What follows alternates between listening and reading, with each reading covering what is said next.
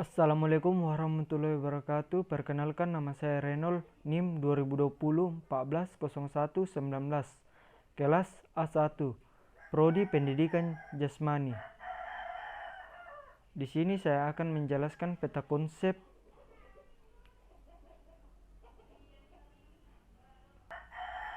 sosiologi dan antropologi.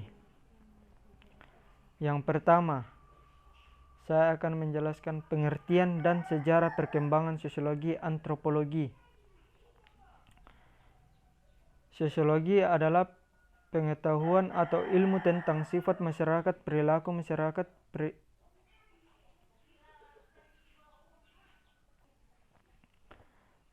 dan perkembangan masyarakat. Antropologi adalah suatu studi yang mempelajari tentang kehidupan manusia, baik dari segi fisik, sosial, dan budayanya. Metode penelitian pada studi antropologi ada 4, yakni yang pertama, deskriptif, kedua, holistik, ketiga, komparatif, keempat, kualitatif.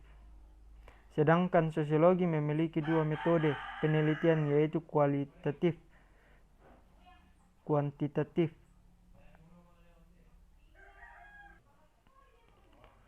Ruang lingkup antropologi ada 4 diantaranya. 1. Antropologi budaya, 2. Antropologi arkeologi, 3. Antropologi linguistik, 4. Antropologi fisik dan biologik. Yang kedua, pendidikan sebagai proses majemuk yang melibatkan berbagai pusat pendidikan dalam mentransformasikan kebudayaan kepada generasi selanjutnya. Pertama, pendidikan sebagai transformasi budaya dapat dikatakan sebagai kegiatan pewarisan budaya dari satu generasi ke generasi. Yang kedua, transformasi kebudayaan kepada generasi selanjutnya haruslah budaya yang baik, seperti budaya yang bertanggung jawab, budaya untuk jujur, dan budaya menghormati orang yang lebih tua. Ketiga, proses transformasi budaya dapat dilakukan dengan cara mengenalkan budaya, memasukkan aspek budaya dalam proses pembelajaran. Dengan kata lain, transformasi kebudayaan dilakukan dengan melalui proses belajar yang selanjutnya bisa berupa sosialisasi.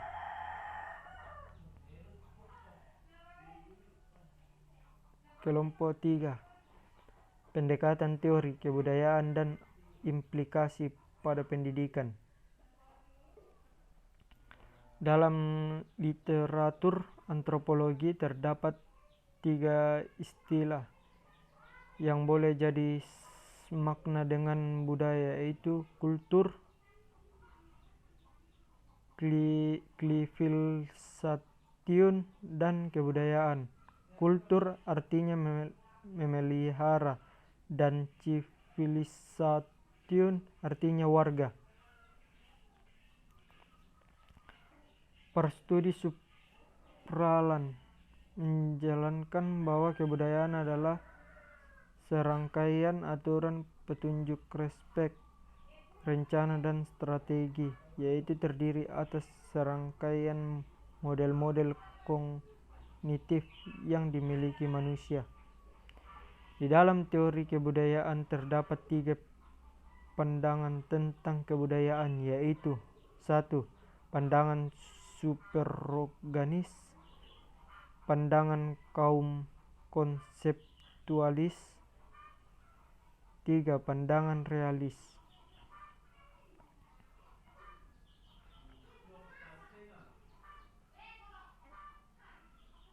Kelompok 4, kaitan antara struktur sosial dan perkembangan. keterkaitan antara struktur sosial dan perkembangan kepribadian, yaitu apabila suatu kelompok atau masyarakat tinggal di daerah struktur sosialnya vertikal, maka masyarakat tersebut akan mempengaruhi oleh kepribadian di daerah.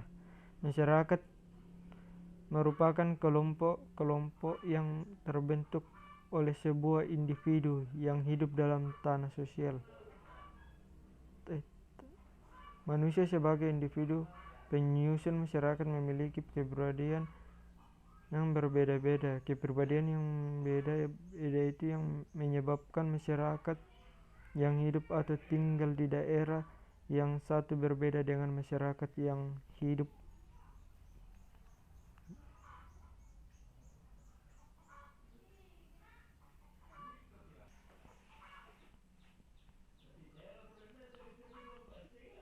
di daerah satu berbeda dengan masyarakat yang hidup atau tinggal di daerah lainnya. Kelompok 5. Konsep dasar dan tujuan sosialisasi. Sosialisasi adalah suatu proses belajar mengajar atau penanaman nilai, kebiasaan dan aturan dan dalam bertingkah laku di masyarakat dari satu generasi ke generasi lainnya sesuai dengan peran dan status sosial masing-masing dalam kelompok masyarakat. Adapun beberapa tujuan dari sosialisasi tersebut adalah sebagai berikut. 1. Agar setiap anggota masyarakat mengetahui nilai dan norma yang ada pada suatu kelompok masyarakat. 2. Agar individu dapat mengendalikan fungsi organik melalui proses latihan mawas diri yang tepat. 3. Agar individu mengembangkan kemampuan berkomunikasi, misalnya kemampuan membaca, menulis, dan lain-lain.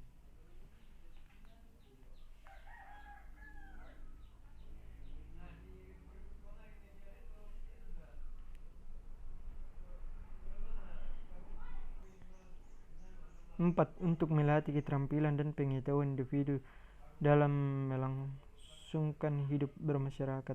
5. Agar di dalam individu tertanam nilai-nilai dan kepercayaan yang ada di masyarakat. 6. Agar setiap anggota masyarakat memahami suatu lingkungan tempat tinggal seseorang maupun lingkungan baru. Kelompok 6. Agen-agen sosialisasi.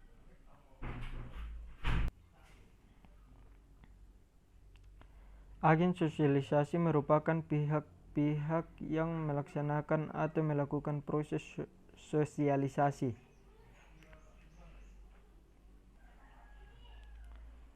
Fuller dan Jacobs 1973 168208 mengidentifikasikan ada 4 agen sosialisasi utama, diantaranya adalah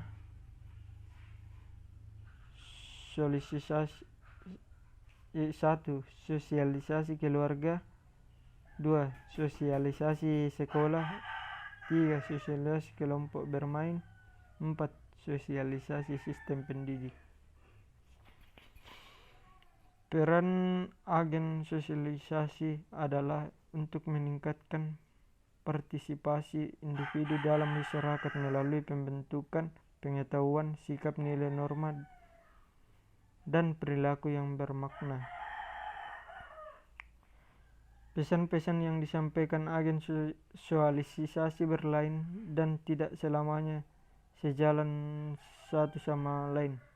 Apa yang diajarkan keluarga mungkin saja berbeda dan bisa dijadikan bertentangan dengan apa yang diajarkan oleh agen sosialisasi lain. Misalnya di sekolah anak-anak diajarkan untuk tidak merokok, minum keras, dan menggunakan obat terlarang, narkoba, tetapi mereka dengan leluasa mempelajari dari teman-teman sebaya atau media massa. Kelompok 7.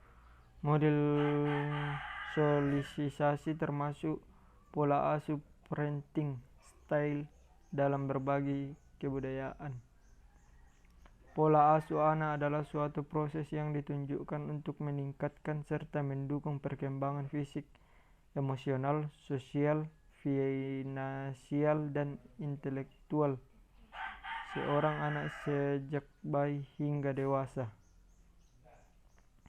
Ada 4 yang pengusahaan berbeda bisa diterapkan para orang tua, yaitu 1. Pola asuh permisif, 2. Pola asuh demokratif, 3.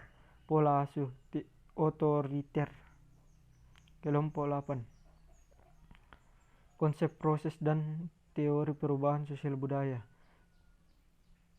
Teori perubahan sosial dan budaya adalah teori yang mempelajari perubahan yang terjadi pada masyarakat, terutama pada bidang sosial dan budaya dalam kurun waktu tertentu. Memahami perubahan sosial dapat dilakukan dengan mempelajari teori yang membangun perubahan sosial. Ada 4 jenis teori perubahan sosial, yaitu teori evolusi, 2. Teori konflik. Adapun bentuk dari perubahan sosial diantara sebagai berikut. Yang pertama, perubahan sebagai suatu kemajuan progres. Yang kedua, perubahan sebagai suatu kemunduran regres. Ketiga, perubahan yang terjadi secara lambat evolusi. 4. Perubahan yang terjadi secara cepat revolusi. 5. Perubahan yang kecil pengaruhnya. 6. Perubahan yang besar pengaruhnya. 7. Perubahan yang dikehendaki atau direncanakan.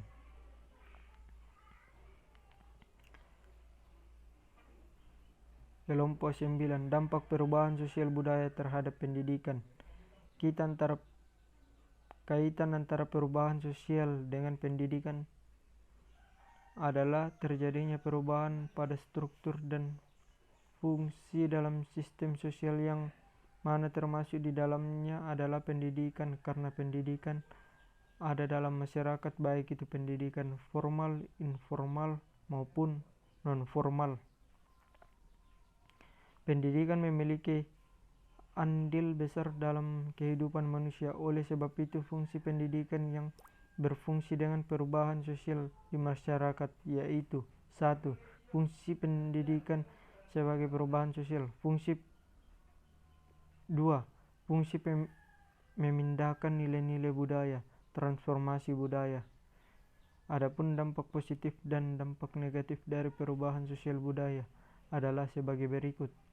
Yang pertama, dampak positif. 1. Kemajuan ilmu pengetahuan dan teknologi. 2. Profesi belajar mengajar lebih mudah. 3.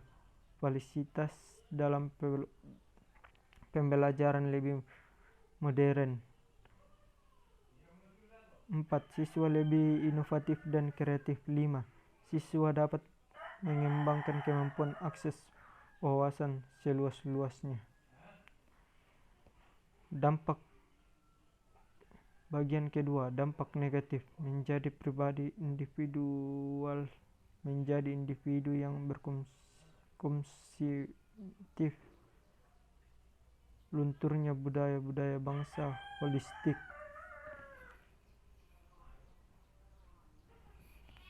Sekian dan terima kasih. Assalamualaikum warahmatullahi wabarakatuh.